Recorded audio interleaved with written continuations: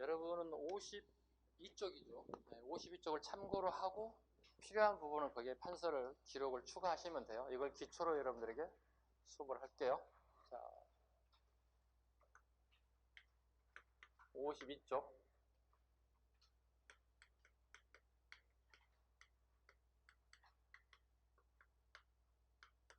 중국 고대 국가를 통해서 우리 삼국시대를 비춰볼 때 훨씬 더 여러분들이 공부가 편리해질 겁니다. 편리해질 겁니다. 없어요? 없어요? 뭐 한 장이라도, 한 장만 복사 좀 해달라고 그랬어요. 뒷장 자료가 있을 거니까. 자, 보겠습니다. 빨리 오셔야 됩니다.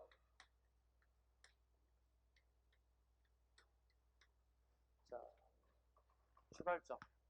중국의 출발점 갑니다. 하나라, 은나라, 주나라입니다. 하나라, 은나라, 주나라. 첫 출발점입니다. 요게 우리 시험에 나올 수 있는 게 있을까요? 없어요? 있다고 생각하시는 분? 있지 않을까요? 선생님 없는 걸 수업하지는 않을 것 같은데 굳이 중국 역사를 하는 이유가 뭐겠어요? 시험에 나올 수 있는 게 있다는 거거든. 아까 했는데 을력 뭐예요? 을력은? 달력. 1년을 몇 개월로 본다고요? 왜 안 나와? 나와잖아. 1년을 12개월로 보는 게 은나라의 달력이 여기에요. 이거 을력이에요. 나오잖아요. 을력을 사용한 나라는 부여, 고구려, 백제, 동해 어디에? 부여. 그래서 12월 달에 뭐 해서 제천행사가 연고를 12월에 하잖아요. 을력입니다. 주나라에 나올 게 있을까 없을까? 나오지 않는 거 선생님 수업 안 한다니까. 굳이 선생님 생각은요. 시험에 나온 걸 중점적으로 하고 싶어요. 그래서 선생님이 가장 좋아하는 말이 선택과 집중이에요. 필요 없는 거 제끼는 거예요. 양 늘리는 거 별로 안 좋아해요, 선생님. 필요한 것만 하자는 거예요. 이거 하고도 100점 맞을 수 있으면 이렇게 해야지. 선생님이 해야 할 일은 여러분들이 몫을 줄여주는 거잖아요.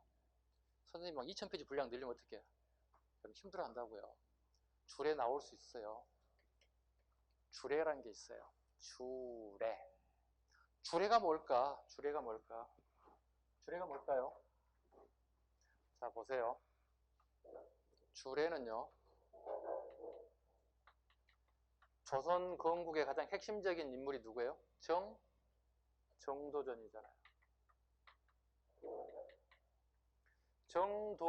정도전이 주례라고 하는 책을 참고로 해서 만든 사찬서가 있어요. 괜히 편찬한 책이 있다고요.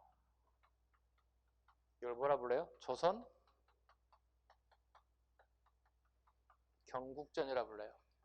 우리나라의 행정, 정치 지도의 총 기록이 여기 다 들어가 있어요. 우리 조선의 삼성 육부 제도부터 시작해서 모든 제도와 방침들이 여기 다 들어가 있어요. 하나 더 있어요. 정치하면 또 유명한 인물 누가 있어요?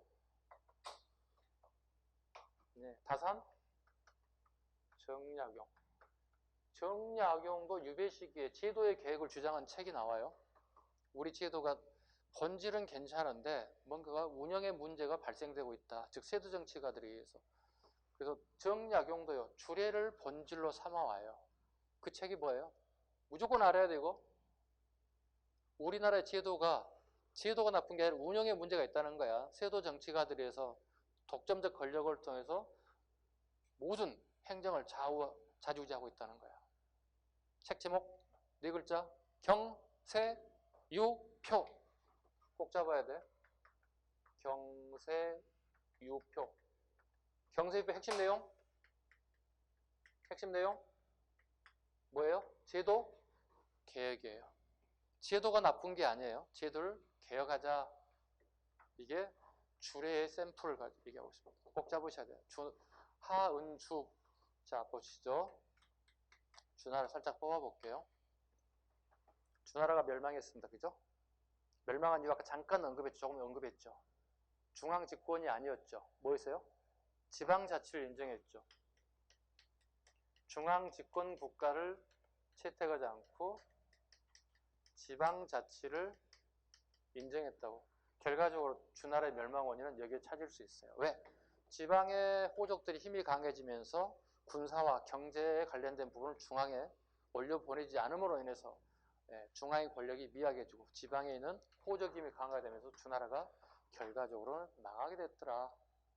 그리고 수없이 많은 영웅들이 등장해요. 수없이 많은 영웅들이 등장해서 새로운 나라를 꿈꾸고 중국의 패권을 꿈꾸는 나라가 도래했어요. 이 시대를 우리 뭐라 부르죠? 춘추 전국시대라 불러요. 춘추 전국시대. 다른 말로 오웅칠패시기라고도 해요. 오웅칠패시기라고. 예. 많은 나라들이 서로 패권을 다투었던 시기다. 이때 여러분이 아시는 유명한 공자님이 이 시대의 인물이에요. 이 시대의 많은 나라 중에 너나라의 인물이었던 공자라는 사람이 등장하죠. 자, 이 공자라는 사람이 이 춘추 전국시대의 많은 나라들의 역사를 다 기록하게 돼요.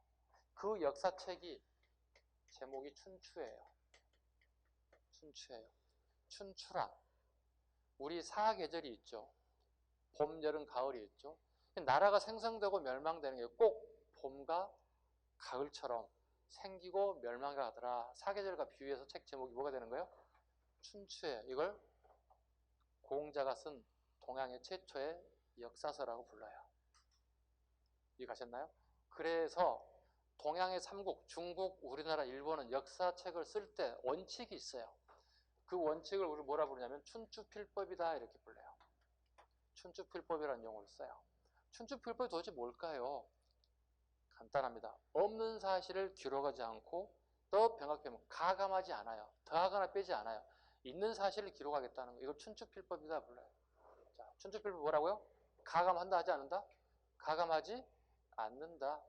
춘추필법입니다. 고로 우리나라의 고려란 나라와 조선이라고 하는 나라는 역사서를 편찬하는 관청이 만들어졌는데 이게 춘추관이에요. 고려와 조선의 공통적인 역사를 편찬하는 관청 이름이 뭐라고요? 춘추관이에요.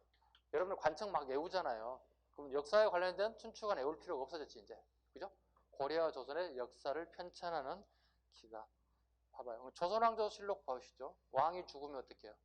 춘추관에 실록청을 만들어요. 그리고 거기서 역사서를 만들기 시작하는 거예요. 춘추관입니다. 주나라에 관련된. 자, 춘추 전국시대가 이제 막을 내리기 시작합니다. 네. 누구에 의해서?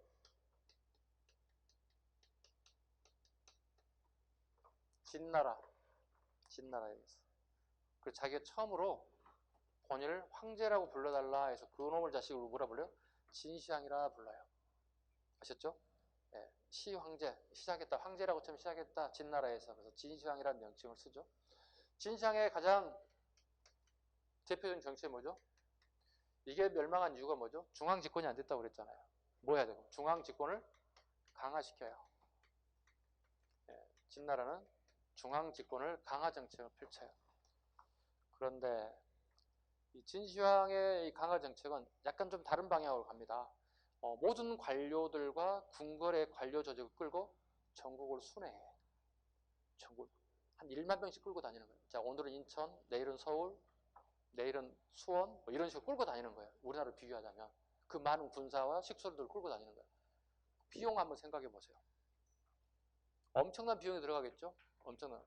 그리고 싫어하는 사람도 나타나겠죠. 지방관들이 싫어할 거 아니에요. 아, 저 자식 온다는데 어떻게 하지? 뭘 준비해야 되지? 아, 이렇게 된다는 거죠. 그 따라가는 사람은 지루하지. 피곤해지지. 어쩌다 하루 이틀 가는 게 괜찮아. 매일 365일 중에 반을 돌아간다 생각해 보세요. 여러분이 공무원이 되고 난 다음에 365일 중에 반은 출장 나간다 생각해 보세요. 얼마나 피곤하겠어요. 아, 물론 좋은 사람도 있겠지만. 굉장히 피곤하다. 이게 피로도가 쌓여서, 피로도가 쌓여요. 진시황, 이 중앙직원 피로도가 쌓여요. 그러면서 진시황이 갑작스럽게 사망하게 돼요. 사망. 자, 그럼 진시황에 관련된 부분이 우리가 나올 게 또 있을 것 같아요. 그죠? 선생님이 얘기하는 거. 요거예요. 아까 잠깐 언급했던 게 뭐예요? 분서갱유예요. 분서갱유. 설명드렸죠? 태웠다. 서책을 다 태웠다. 자, 이와 같은 철권 통치를 하자. 누가 반대합니까? 유학자들이 반대해요. 안이대옵니다를 한다는 거예요. 황제폐 안이대옵니다. 왜 안 되는데? 이 책에 다 나와 있는데요.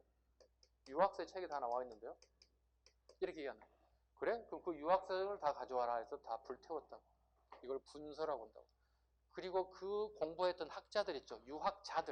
유학자들을 땅을 파서 땅을 파서 그 유생들 다 묻어버렸다. 이게 분석형이에요. 잔인하죠? 그럼 책이 어느 정도, 예를 들어서 아까 얘기를 들었자면 책이 유학책의 용도 100권 정도 있다 쳐봐요. 100권 정도에 쳐봐요. 100권 정도 책이 있는데 한 50권 정도가 날라갔어. 그럼 50권 정도만 살고 50권 날라간 거야. 자, 그럼 남아있는 유학의 수준을 읽어봤을 때 수준이 높은 거야, 낮은 거야?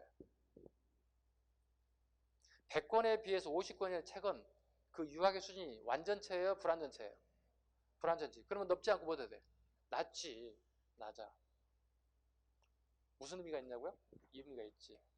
자, 진나라가 망하는 다음에 어느 나라가 만들어져요? 한 나라가 만들어진다고. 물론 이게 이제 한 나라가 만든 전쟁도 굉장히 복잡한 전쟁이 이루어지죠. 한 나라하고 초나라하고. 자, 학문의 수준이 낮아졌죠. 분명히 낮아졌죠. 이때 한 나라에서 발전된 학문이 뭐예요? 자, 한번 읽어봐요. 뭐라고 읽었나요? 들어는 봤죠. 들어는 봤는데 잘 몰라. 어디에 적용할지 몰라, 여러분들이. 그죠? 선생님은 이걸 좀 잘해. 뿌리 찾기를 잘해. 뿌리 찾기. 요 단어가 어디에 나왔고 어디에 쓰는 걸 굉장히 여러분들 정확하게 짚어줄 거예요. 훈. 가르친다. 가르친다. 훈장 선생님한테 가르친다. 고. 고증한다. 고증한다. 가르친다.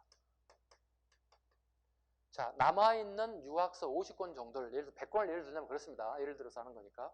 50권 정도의 책을 고증하고 그 책을 그나마 가르치는 데 진력을 다했다. 그 학문을 뭐라고 하느냐? 이걸 훈구학이라 한다.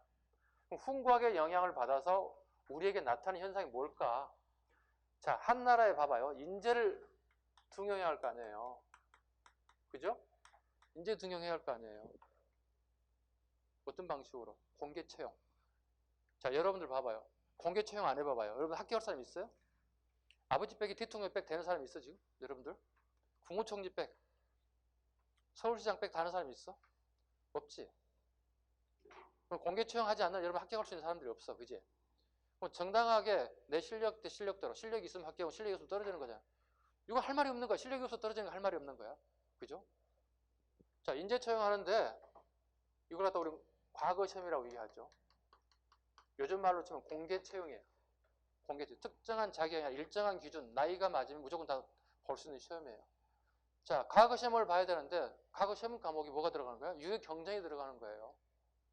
유효 경쟁이 들어가요. 근데 유효 경쟁이 아까 몇 퍼센트 불탔다고요? 50%가 불탔다고요. 수준 높아요, 낮아요? 낮다고요. 봐봐요. 그 낮은 학문을 볼 때 시험을 두 가지로 보는 거예요.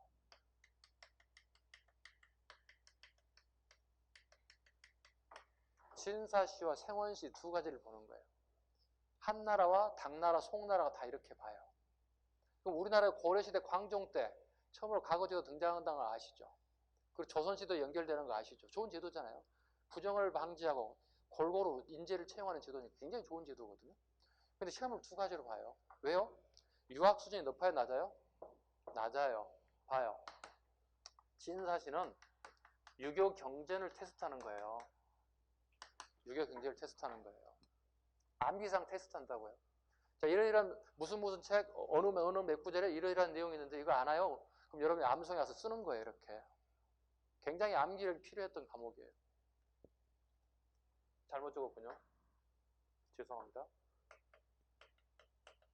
여기입니다. 유교 경전을 시험 보는 겁니다. 진사시는요, 좀 달라요. 유교 경전 기본이에요. 유교 경전 기본을 응용할 수 있어야 돼요. 이렇게 볼까요? 어떤 시험인지? 자, 우리 어제 그제 좀 됐나요? 미국 대통령하고 북한에 째만에는 하나가 있죠. 네. 김정은이라고 아주 세 사람이 아주 갑작스럽게 만난 거 TV 뉴스를 통해서 보셨을 거예요. 볼까요? 시험 문제가 이렇습니다. 세 사람이 만났습니다. 만난 이유가 뭘까요? 앞으로 방향을 어떻게 설정해야 되겠습니까? 우리나라 어떤 방향으로 가야 되겠습니까? 대책과 대안을 여러분의 생각을 제시하세요. 이렇게 얘기했어요. 이게 무슨 시험이에요? 진사 시험이에요. 이게 진사 시험이에요. 일종의 무슨 시험을 보는 거예요? 시무책을 보는 거예요. 시무책이라는 건 뭐죠? 현 상황에 대한 앞으로 나아갈 방향, 즉 계획책을 제시하라고 요구하는 거예요. 이게 진사시라고 부른다고. 자, 공부하는 수험생 입장에서 생원시가 어려워요? 진사시가 어려워요? 진사시가 훨씬 더 어려운 시험이에요. 그래서 이걸 더 넓게 쳐줘요. 그리고 고려와 조선의 시험 과목을 시험 두 가지로 보는 거예요. 무엇의 영향인 거죠? 무엇의 영향이냐고요? 답이 여기 있잖아요. 아까. 훈구학의 영향이라니까. 그 훈구학의 영향은 뭐죠? 진시황 때 분쇄 경유 때문에 나타난 현상이라고. 그나마 있는 학문을 살리는 게 훈구학이라고. 꼭 알아두셔야 돼요. 훈구학의 학문의 수준이 높아 낮아? 낮다. 그 결과 과거시험을 몇 가지로 본다? 두 가지로 본다. 생원시와 진사시로 본다. 이해 가셨죠? 고려와 조선의 공통점이라는 사실. 자, 봐요. 한나라도 건질 거 있잖아요. 그죠? 자, 다시 가봅니다. 한나라가 잘 나가던 한나라가 나라를 빼앗겨요. 왕망이라는 사람이 있어요. 사람 이름입니다. 왕망이라는 사람에게 나라를 빼앗겨요. 그리고 왕망이라는 사람은 새로운 나라를 하나 만들었어요. 그 나라 이름이 신나라예요. 말 그대로 새로운 신자예요. 네, 나라 이름이 신나라예요. 네, 신나라를 만들었어요. 신나라도 한 20, 30년 정도 지나고 나는데 여기도 멸망을 하게 돼요. 멸망을 하게 돼요. 그런데 우리나라에서 이런 게 발견된다? 왕망전이라는 화폐가 발견돼요. 완전하게 확실하죠. 연도가 확실해지는 거죠. 그죠? 왕망전이라는 것은 뭐야? 왕망이 지배했던 신나라 시기에도 우리나라는 중국이 한나라가 망하든 말든 새로운 나라가 들어왔을 때 새로운 나라하고도 교류는 계속 지속적으로 연결되고 있다는 사실을 우리가 알 수 있어요. 그만큼 우리나라가 중국의 나라에 망하고 새로운 나라가 생긴 것과 관계없이 교류는 끊임없이 이루어지고 있다는 거예요. 자, 그리고 왕망도 망합니다. 그리고 새로운 나라가 또 다시 생겼어요. 그게 또 한이에요. 한나라예요. 근데 이것과 이것을 구분해야 할 필요가 있어요. 이 나라를 뭐라 부른 거야? 뒤에 생긴 나라이기 때문에 후한. 또 구분을 하기 위해서 앞에 세웠던 나라를 뭐라 붙여주면 되겠습니까? 앞전자를 적어가지고, 그렇지. 전한과 후한으로 이렇게 구분하기 위해서 이렇게. 누구 때문에 그런 거예요? 얘 때문에. 이해가셨죠? 후한이 돼요. 또 후한이 영원하지는 않아요. 또 후한이 또 나라가 세 개로 쪼개져요. 여러분 아시는 삼국지에서 많은 주인공들 보셨죠? 그죠? 나라가 이나라와 총나라와 오나라 세 개 나라로 다시 쪼개져요. 요 시기를 갖다 우리 뭐라 부르죠? 중국의 삼국시대다 이렇게 얘기하는 거죠. 삼국시대다 이렇게 합니다. 즉 이나라, 총나라를 세 개 나눠요. 여기 누구죠? 조조, 유비, 여기 손권. 통이라는 사람이 누구예요? 여기 세 사람은 통일 못해요. 다 죽어요. 통일 못하고 죽어요. 조조의 후손이 통일해요. 조조의 후손이 통일을 하게 돼요. 이 나라가 통일됐다는 뜻. 이 나라가 통일됐어요. 근데 이 나라에 통일됐는데 조조의 후손들이 웃기는 건 뭐냐면 좀 속된 용어로 빠가예요. 이게 안 따라요. 안 따라줘요. 그럼 여기에 책사가 뭐냐면 사마염이에요. 즉 사마시성을 가진 사람이 계속 지속적으로 책사 노릇을 하는 거예요. 왕 옆에 모든 권한을 다 가지고 정치를 하는 거예요. 가만히 보니 얘가 멍텅구리예요. 조조의 후손들이. 어떻게 사마시성 후손들이 이렇게 엎어버리는 거야. 이씨 엎어버리는 거지. 내가 차지하면 되겠네. 그리고 나라 이름을 뭐로 바꾸는 거야? 진나라로 바꿔버리는 거야. 진나라로 바뀌어버리는 거지. 이해 가셨어요? 잘 이해 가셔야 돼요. 자, 그런데 진나라를 만들었는데 진나라도 이용을 하지 않아요. 20년도 채 안 가요. 그리고 떨쳐져 나와요. 자, 지도를 좀 지워볼게요. 다 통일이 됐어요. 그리고 그 중에 한 놈이 떨어져 나와서 여기서 동진이라는 나라를 하나 만들어요. 이게 동진이라는 나라가 등장해요. 동진. 그리고요. 송, 제, 양, 진으로 이렇게 계속 분화가 되기 시작해요. 이해 가셨나요? 자, 그 다음에 이쪽 가봐요. 자, 이런 나라들을 우리는 뭐라 부르냐면 남조라고 불러요. 남조란 나라 이름이 아니에요. 남쪽에 있는 무슨 국가라는 뜻이죠? 왕조 국가라는 뜻이에요. 황제가 아니고요. 다시 한번. 이런 나라를 뭐라 부른다고요? 남조라 부른다. 그럼 이쪽은 뭐라 부를까? 북쪽이니까? 북조가 되겠지. 우리 양나라를 공부할 때 무령왕과 밀접한 관련이 있어요. 이럴 때 수험생들이 빠지는 게 중 하나가 북조의 양나라의 영향을 받은 이렇게 된다고. 백제, 무령왕응 이렇게 되는 거죠. 북조가 아니라 어디죠? 당연히 이해 가셨죠? 애우는 내용이 아닙니다. 그 다음에 이제 위쪽으로 봐보시죠. 이쪽으로 봐보시면 우리 책에도 나와 있다시피 서진, 그 다음에 5호, 16국, 그 다음에 북이 이런 단어가 나오죠. 북이, 그 다음에 서이, 그 다음에 북주 이런 나라들이 등장해요. 그런 나라 등장해요. 자, 보겠습니다. 자, 이런 통칭한 나라를 우리 뭐라 부른다고요? 여기는 남조고 여기는 뭐라 부른다고요? 북조라고 얘기한다고요. 북조. 북조다 이렇게 얘기해요. 북조는 무슨 말이죠? 북쪽에 있는 왕조 국가. 남조는요? 남쪽에 있는 왕조 국가. 이해 가셨죠, 이제? 여기는 나라 이름이 아니에요. 남조, 북조는요. 왕조 국가를 지칭해요. 방향성을 얘기하고 있는 거예요. 자, 이제 하나씩 살펴볼게요. 시험에 나올 수 있는 거 보겠습니다. 자, 동진 가보겠습니다. 동진하면 떠오르는 단어.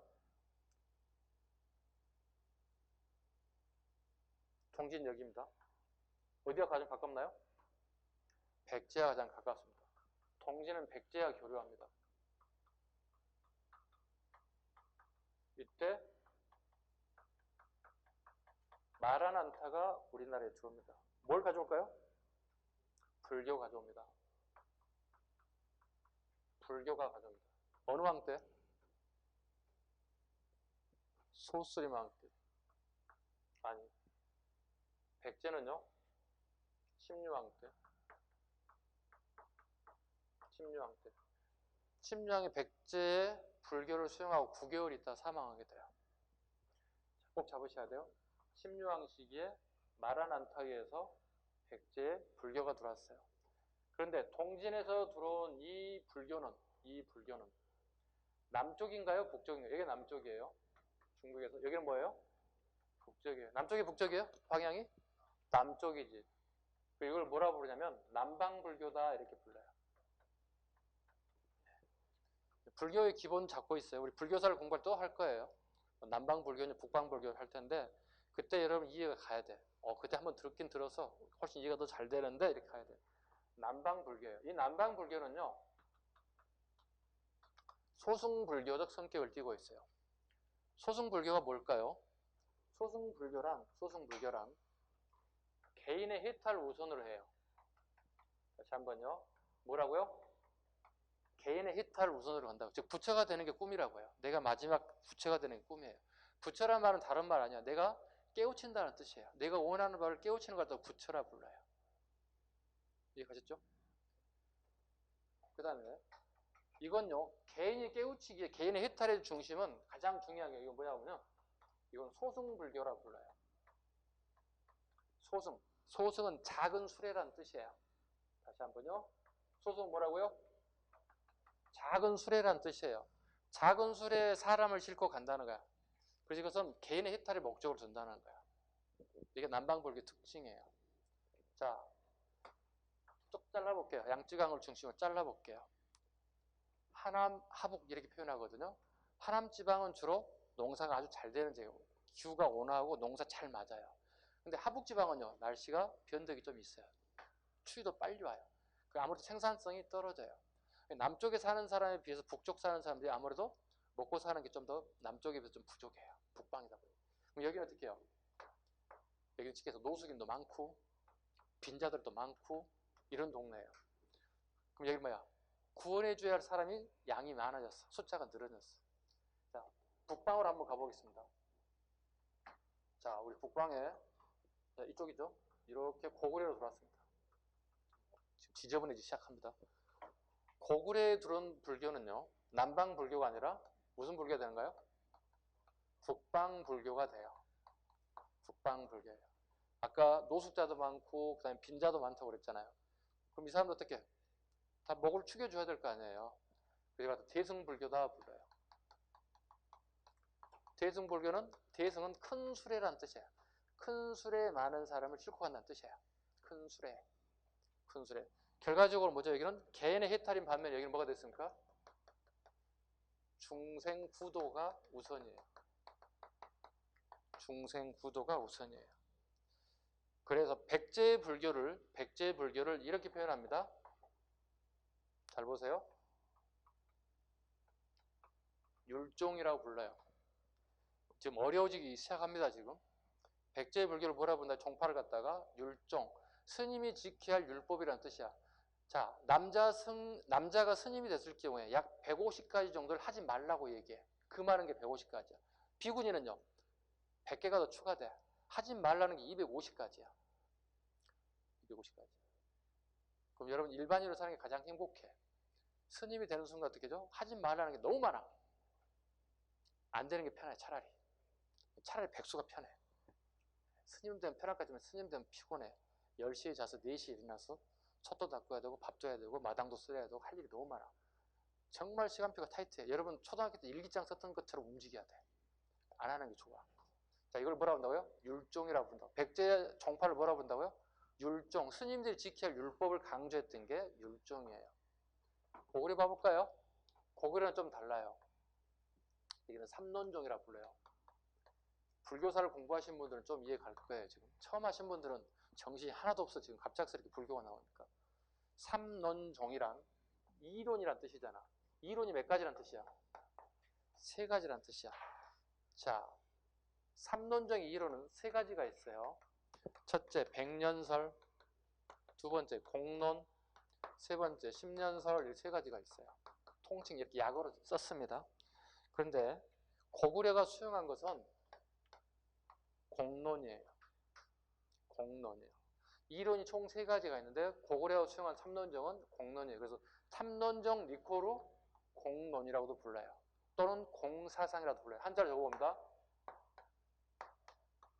빌공짜야. 텅 비어있다. 영어로 좀 써볼까요? 여러분 영어 치대니까 이렇게 텅 비어있다 보시면 돼요. 텅 비어있다. 세상은 사람들로 가득 차 있죠. 사물로 가득 차 있죠. 그죠? 자, 한번 물어볼게요.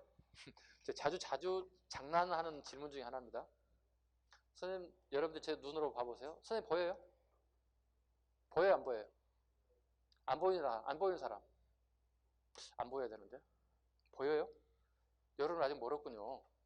자, 부처님이 말씀하시기를 이렇게 세상의 진리가 뭔가요? 물어봤어요. 진리가 뭐예요? 부처님 말.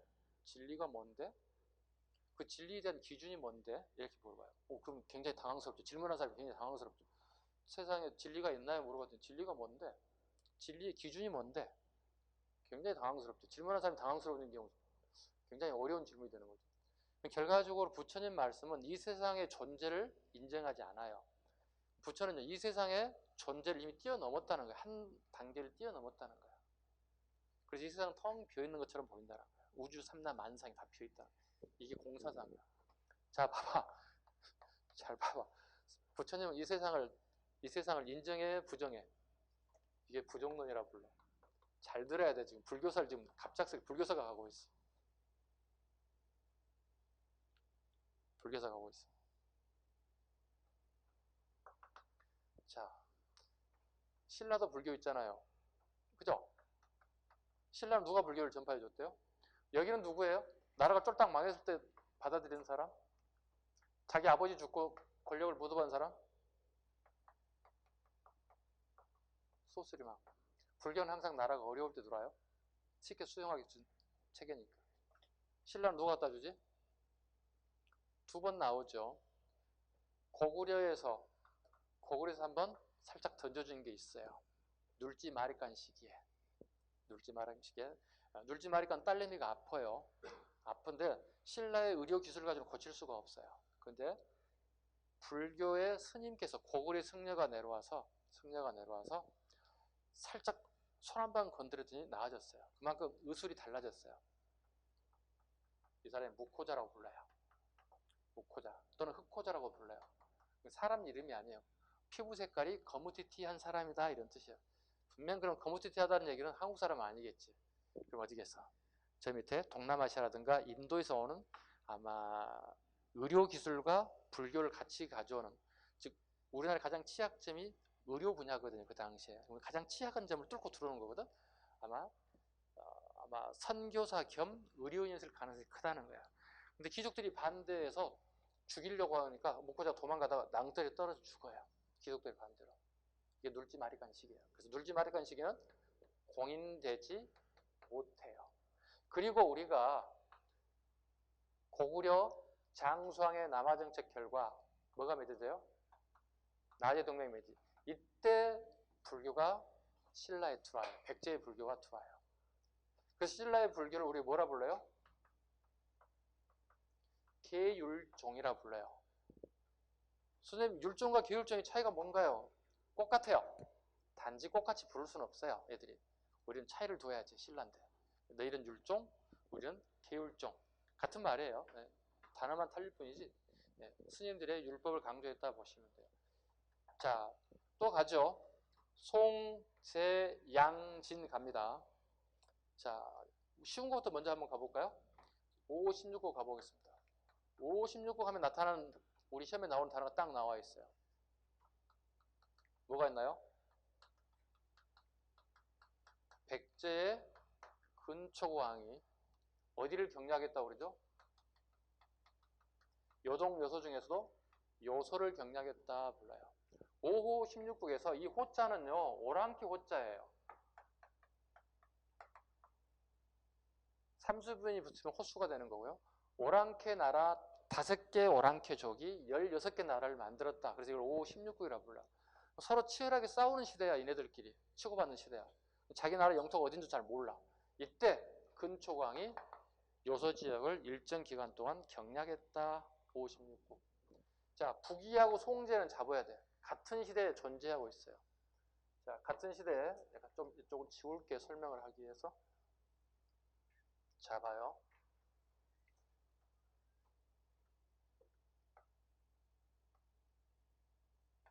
제가 나중에 장수왕 얘기할 때 또 얘기할 거거든. 그때 이해가 확 가야 돼. 와, 그때도 이해 안 가면 큰일 나는 거예요. 이제. 자, 장수왕 보겠습니다. 수도가 어디였죠? 장수왕 초기에? 국내성. 국내성이 어디로 옮겨요? 평양성으로 옮겼어요. 장수왕 아버지가 누구예요? 아버지하고 자식 바꾸면 안 돼. 어떤 사람은 선생님 장수왕의 아들 강기토왕 있잖아요. 질문하면서 이렇게 질문하는 경우가 있어요. 아주 잘못된 겁니다. 그래서 혹시라도 싶어서 이렇게 외우세요. 네, 우리는 광장 이렇게 외울 수 있어요. 그죠? 저한테 질문할 때 이렇게 하시라고요. 선생님 강기토왕의 아들 장수왕 있잖아요. 광장. 선생님 장수왕 아들 강기토왕 있잖아요. 질문 내가 안 받아. 질문 자체가 잘못됐기 때문에 안 받아요. 이렇게. 잘못했잖아요. 강기토왕 장수. 자, 강기토왕 엄청나게 많은 공략을 했죠. 그죠? 봐보시죠. 뭐 거란 작살냈지. 그죠? 여진덕도 작살냈지. 내몽골제까지 쫙 퍼져나왔잖아요. 뭐 치열하게 전쟁 준비를 했어요. 그리고 여기에 북이란 나라가 있고요. 여기에요. 송이라고 하는 나라가 있어요. 많은 사람들이 피로감에 젖어 있어요. 고구려 사람들, 강개토 시기에 엄청나게 전쟁 준비를 많이 하니까. 그런데 강개토 대왕이 북이를 공략 준비하다가 갑작스럽게 사망해버렸어요. 그래서 북이란 나라를 알아야 돼요. 책에 나와요. 강개토 대왕이 북이를 공략하려다 갑작스럽게 사망하여 수업됐어요. 북이 어딘지 막 외워, 여러분들. 이게 북이야. 그럼 그 아들이 누가 바톤을 물려받아야 돼?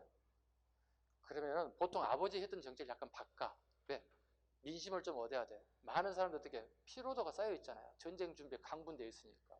군량비 내야지, 가서 훈련도 받아야 되지, 참여도 해야 되지. 얼마나 힘들겠어. 장수왕 수덥시켜요. 수덥. 아버지 거 약간 바꾸겠습니다. 노선을 바꿔요. 그러고 난 다음에 북이와 송의 관계를 교묘하게 이용해요. 북이하고는 어쩔 수 없는 국경선을 마주하고 있어요. 그래서 국내성에서 평양성으로 수도를 천도해요. 첫 번째 목적, 한강 먹겠다는 거 하나. 오케이? 한강 먹게 되면 어떻게 신라하고 백제는 비산이 걸리겠지. 이 두 놈이 합쳐져. 이걸 뭐라 불러? 나제동맹이라고 그러지. 두 번째 이유. 북이를 견제하기 위해서는 상대 국가인 누구에게 몰빵을 좀 해줘야 돼? 송나라하게 군사지원을 좀 해주면 어떻게 둘이 으르렁거릴 수 있어. 신경 안 써도 돼. 우리 안전이 조금 더 나아질 수 있어. 그런데 봐봐. 압록강의 박작고라고 하는 동네에 배를 태워서 군사 무기와 말을 이렇게 실어 보내면 북위의 해군들이 다 잡히게 된다고. 그래서 어떻게 수도를 이렇게 옮겨. 대동강에서 이렇게 통해서 이렇게 훨씬 더 안전하게 군량비와 군수물자와 말을, 가장 핵심 무기가 말이에요. 기병을 확보할 필요가 있는 거예요. 말을 수출해 주는 거예요. 배에다가 묶어서 수출해 주는 거예요. 자, 이게 북위예요. 북위와 송의 적대 관계를 교묘하게 잘 이용하신 분이 누구라고요? 그럼 요 시기는 몇 세기겠어요? 5세기가 되겠지. 아까 5, 16구 근초가 몇 세기가 되겠어? 4세기가 되겠지. 됐죠? 모르신 분도 그냥 들으세요. 적고 들으세요. 그래야 나중에 이 부분 들어갔을 때 설명드렸던 부분이 다시 반복돼서 아, 그거였구나 이해할 수 있어요. 그 다음에 양나라. 아주 시험에 잘 나오는 부분입니다. 왜요? 우리 백제에 누가 밀접한 관련이 있어요?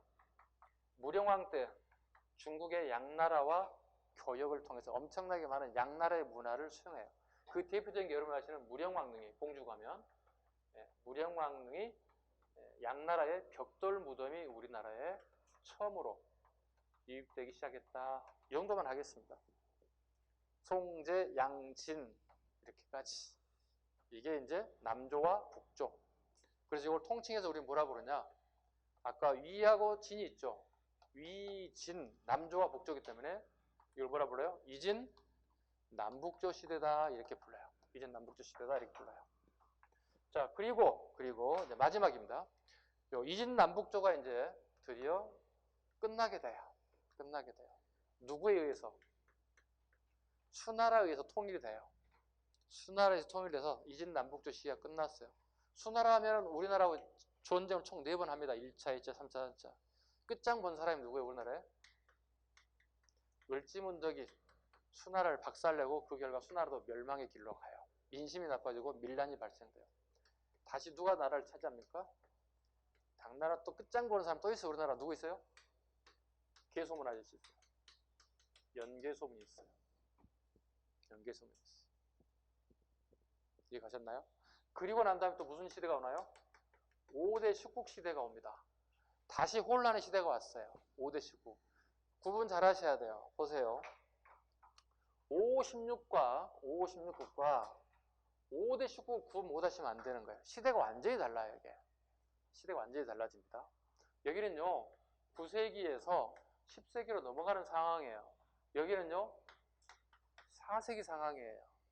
자, 5대 식국은 결과적으로 뭐죠? 우리나라로 보면 후삼국 시대예요. 신라, 후백제, 후고구려. 이때 5대 식국이 중국의 눈치 보지 않고 후삼국의 통일을 완성한 사람이 누구예요? 왕건이에요. 왕건이에요. 그러니까 중국 눈치 안 봐도 되는 거예요. 우리 한반도에서 일어난 일들만 집중하면 되는 거예요. 그래서 왕건이 통일하는 결정적인 국외 상황은 중국의 5대 식국의 혼란을 이용을 적절하게 잘 이용했다. 피션. 5대 식국이 누구로 통일됩니까? 송나라로 통일돼요. 네, 송나라의 조광윤이라는 사람이 후주의 장군이었던 조광윤이 송나라를 만들어요.